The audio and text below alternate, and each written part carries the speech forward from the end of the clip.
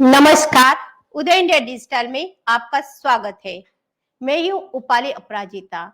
हम आपको सनातन धर्म के सामने आने वाले मुद्दों या जिसे हम हिंदू फोबिया कहते हैं उससे अवगत कराने का लगातार प्रयास कर रहे हैं। लेकिन आज हम आप सभी को बढ़ते इंडोफोबिया के बारे में बताएंगे। आइए दो समाचार पर विचार करें। पहला तो यह है कि हंगर इंडेक्स में भारत 112वें स्थान पर है। दूसरा यह है कि स्वीडन ने हमारे पहलवानों को वीजा देने से इनकार कर दिया। अब इन खबरों को ऐसे देखिए। विश्व भूख सूचकांक यानी वर्ल्ड हंगर इंडेक्स में भारत की स्थिति 112वीं है और पाकिस्तान, नेपाल, श्रीलंका आदि हमसे ऊपर है। विपक्ष इस मामले पर खूब उछल रहा है। यह इंडेक्स एक एनजीओ बनाती है और आपको जानकर आश्चर्य होगा कि 135 करोड़ की जनसंख्या वाली राष्ट्र में रैंकिंग के लिए सैंपल की संख्या 3000 की रखी है।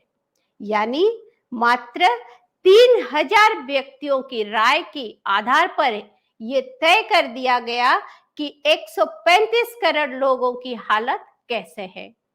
इस सर्वे का सैंपल साइज पूरे देश की जनसंख्या का 0.1% भी नहीं है। पूरी दुनिया में यह प्रचारित किया जाने लगा कि भारत में तो लोग भूख और कुपोषण से मरते जा रहे हैं।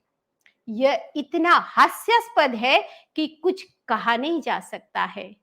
जिस देश में पिछले 2 सालों से 80 करोड़ लोगों को निःशुल्क राशन दिया जा रहा है, बच्चों को मध्याह्न भोजन के द्वारा संतुलित आहार दिया जा रहा है, आंगनबाड़ी केंद्र और आशा बहुओं द्वारा घर घर जाकर पोषाहार एवं अन्य स्वास्थ्य संबंधी सहायता सुनिश्चित की जाती है, उस देश में 3000 लोगों से पूछकर सूचकांक में हमें पाकिस्तान, श्रीलंका, बांग्लादेश आदि से भी नीचे रख दिया जाता है।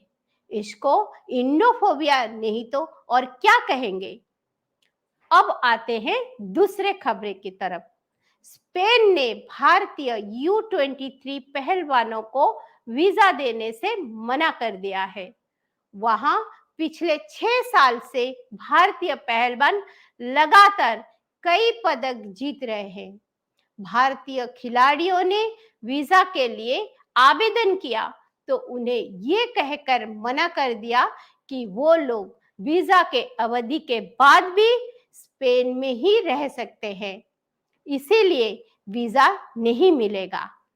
आप सोचिए कि स्पेन वालों के पास ऐसा कोई आंकड़ा या तथ्य नहीं है कि वे खिलाड़ी पहले भी किसी भी राष्ट्र में वीजा खत्म होने के बाद भी रहते रहे हैं। उन्होंने वीजा रोकने का कोई भी कारण बताने से मना कर दिया। वैसे भी भारत जिन खेलों में अच्छा है उसे ओलंपिक में जगह नहीं मिलती है, जैसे कि चेस, जिसके बारे में कहा जाता है कि उसमें हाथ पैर नहीं चलते हैं, इसीलिए शामिल नहीं हो सकते हैं। ये लॉजिक अजीब नहीं है क्या? उसे साफ तौर पर इंडोफोबिया कहा सकते हैं। मुझे लगता है कि ऐसा तब होता है जब आप खुद को ऐसे लोगों से रूप दिखाते हैं, जताते हैं कि जो केवल सुनेंगे लेकिन कभी नहीं बोलेंगे। इंडोफोबिया एक अजीबोगरीब घटना है जो कि एक अदृश्य नस्लवादी है या जेनोफोबिया का अन्य रूप के विपरीत है, जिसे कोई भी इसे स्वीकार भी नहीं कर सकता है। जब डोनाल्ड ट्रंप ने मुसलमानों के लिए अमेरिका में प्रवेश पर रोक लगाने की घोषणा की तो दुनिया ने इसे इस्लामोफोबिया करार दिया। हालांकि उसे अमेरिका में भारतीय आईटी कर्मचारियों को घुसने से रोकने के लिए कानून बनाए जाते हैं और नारा दिया जाता है कि वे हमारी नौकरियां चुरा रहे हैं, तो इसे सामान्य बात माना जाता है। यह एक अजीब गरीब किस्म का पूर्वाग्रह है जिसमें मुस्लिमों के लिए अलग नियम है तो भारतीय या फिर यूं कहे तो हिंदुओं के लिए अलग किस्म के नियम है। सभी पूर्वाग्रह किसी ना किसी स्तर पर एक जैसे होते हैं, लेकिन वैश्विक स्तर पर भारत और भारतीयों को जिस पूर्वाग्रह का सामना करना पड़ता है वो असाधारण है। वर्तमान समय में इस उभरते इंडोफोबिया का साफ कारण रूस के प्रति भारत का झुकाव है। यूरोप इस बात से नाराज है कि भारत जैसे उसके गुलाम रहे देश ने उसके बात मानने की बंद कर दी।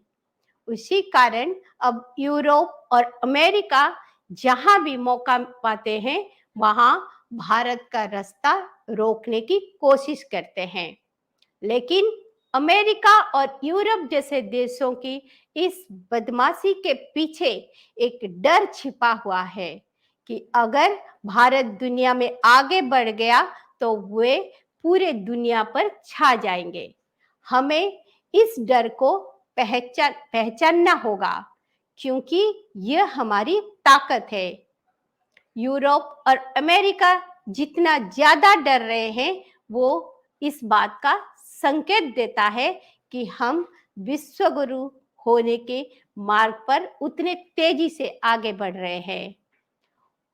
उनका यह डर हमारे बढ़ते ताकत का प्रतीक है। दुनिया में इंडोफोबिया जितना ज्यादा बढ़ता हुआ दिखेगा उतना हमारे लिए जश्न बनाने का मौका ज्यादा मिलेगा। वंदे मातरम।